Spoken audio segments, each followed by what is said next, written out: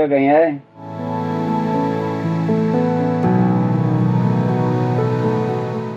અહીંયા બેસતે કેટલા વર્ષથી કરેક્ટનેસ જતી નહીં તારી? 1.5-2 વર્ષ તો થઈ ગયા.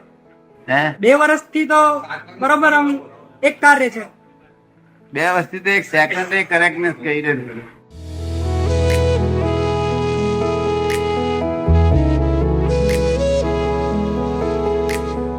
દીપક બહુ જાગૃતિ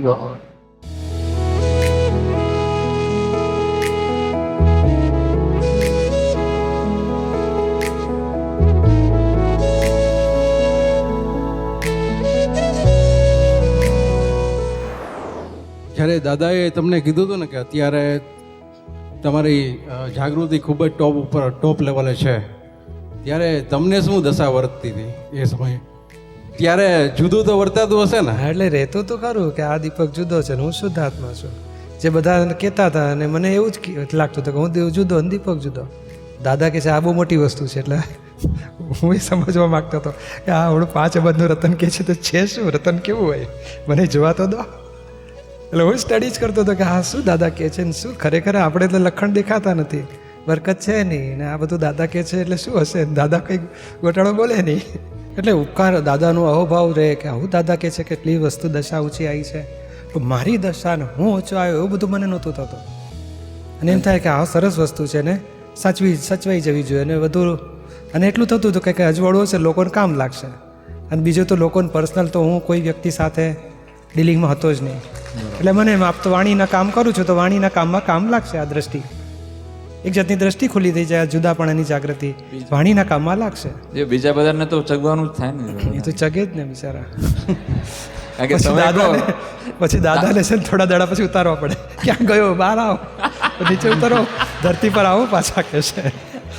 પણ મારે ખબર નહીં, એટલે પૂર્વભાવનો નિશ્ચય એવો છે મારે ગરવરસ ખાવા નથી, માન ખાવું નથી. આમ માન માટે તો જાણે આમ જબરજસ્ત કંટાળો આવતો હોય ને, કે જોખમ લાગતું હોય, ગરવરસ એટલે ભયાનક લાગતું હોય, એવું કંઈક જબરું હોવું જોઈએ પૂર્વનું. અને એમ થાય કે ભાઈ આ દાદા કે એટલે ચગવાનું થોડું હોય આપણાથી, એમ કે એટલે બરાબર છે ને આપણે આટલી કિંમતી વસ્તુ તો વધારે સાચવીશું ને જાળવડી રાખવાની, બસ એવું સચવાઈ રહેવું જોઈએ. એવું રહેતું હતું.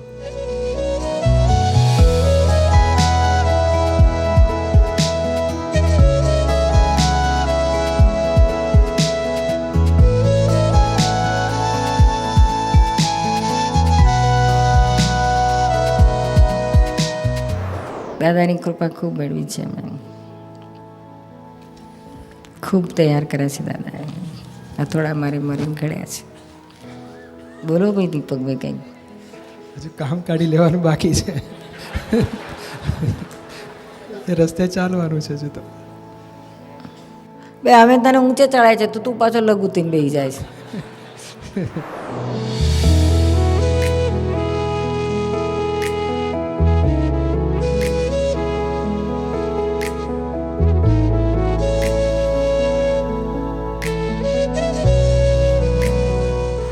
જ્યારથી આપતો પુત્ર શબ્દ આવ્યો ને ત્યાંથી હું ચમક્યો બધું હું શુદ્ધાત્મા છું અને આ બીજો શબ્દ આવે છે માટે ચેતીને ચાલવું છે.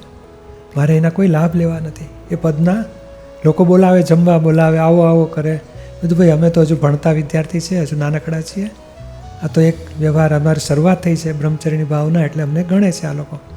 કે અમારે તો એટલે મારા દિલમાં હું રાખતો હતો કે ભાઈ નાનકડો છું એમ કરીને ચાલો, મારે કંઈ લાભ લેવા નથી, મોટા ગણાવવું નથી, વિશેષતામાં જવું નથી. મારે કરતાં કરતાં કરતાં કરતાં જાગ્રત ને જાગ્રત જ રહેવાનું.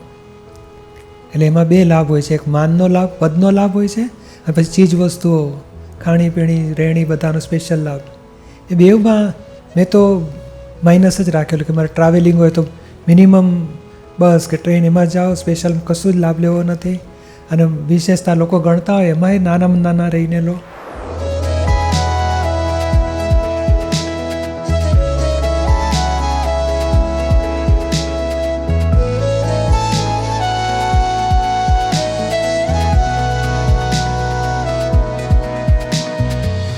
નીરુમાને આટલું બધું માન, કેટલું બધું એને પગ મૂકીને માન મળે, પગ મૂકીને માન મળે. હવે એ માન જોઈને પણ તમને ક્યાંય માનની ઈચ્છા થઈ હોય એવો ફોટો તમારો ક્યાંય પડે નહીં કે ભાઈ આજે સાથે સહધ્યાયી હોય તો આજે લાગે કે ભાઈ ચલો આજે સાથે કંઈ અંદર ભાવ ઉત્પન્ન થાય બધા અંદરથી હોય. હવે આટલા વર્ષો નિર્મા જોડે તમે રહેતા હતા દીપકભાઈ, તો કે એ ક્યાંય તમે એને લીધે ક્યાંય તમારામાં કંઈક ભાવ પરિવર્તન થયા હોય કે એ પણ જોવા ના મળે? યાદ ના આવે, સ્વપ્ન નથી આવ્યું કે મને મળો. એટલે હું જોતો તો મેં તો કંઈ મને કદાચ થયું જ નથી. હા, એટલે આવું જ નથી થયું એવી મને ખબર નહોતી. તે ખબર પાડી એટલે ખબર પડી.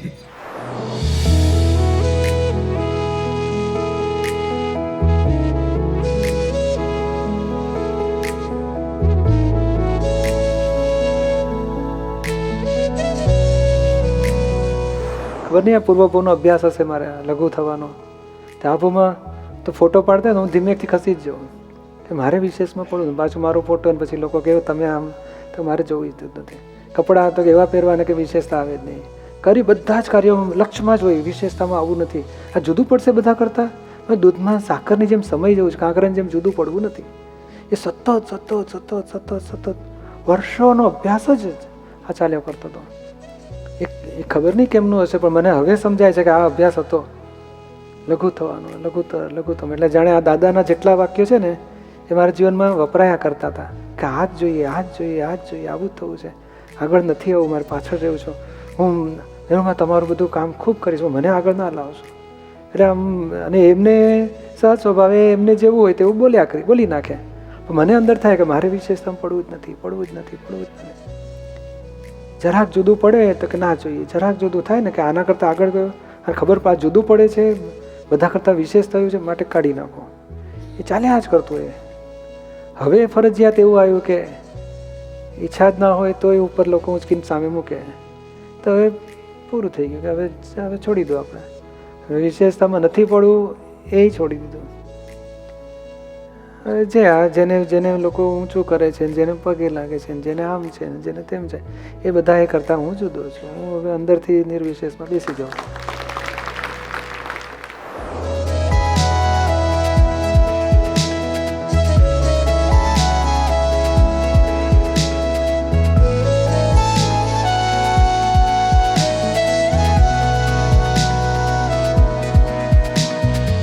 જ્ઞાનીના વિશેષ દિવસે તેમને મળતા સન્માન બહુમાન સમયે જ્ઞાનીની આંતર બાહ્ય તથા અંગત દશા કેવી હોય?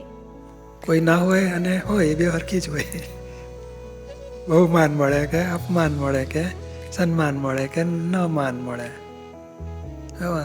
પણ દીપકને બતાવો કે જો તારી દશા એ લેવલે જવી જોઈએ, આટલા લોકો જે ભાવના કરે છે તારી માટે અથવા તારી માટે આટલી, તો એવું આપણું દીપાવ છે, એવું સરસ ડાયો થા, હાઈટ એ લેવલ સુધી પહોંચવું જોઈએ, એવું બધું નક્કી કર, એવું બધું બતાડો. વાતો છે તો કરું અંદર કે આપણે તો હા નાના માણસ અને આ લોકો આટલું મોટું આપણને ઇનામ આપે છે, આપણે ભાગે આવું. એટલે પોતાની એમ ના થાય કે હું આટલો સરસ લાયકા છું ને મને આમ સરસ થઈ ગયું, એવું કશું ના થાય. ઉલટાને આપણે નાના છીએ અને આ લોકોનો ભાવ છે તે લોકોને એવું આપણું દશા એવી હોવી જોઈએ કે ને એનો બધી રીતે એનો ભાવ પૂરો થાય ને કલ્યાણ થાય, એવી દશાવાળા થાવ તમે. એ લાયકાત સુધી પહોંચો, એવી દશા પહોંચો, જ્ઞાનની શ્રેણીઓ એવી હદે પહોંચો કે લોકોનું વધારે કલ્યાણ થાય. એ બધી ભાવ થાય અંદર કે મને થઈ ગયો કે હું આ થઈ ગયો છે, એવું કશું ઊભું જ ના થાય અંદર.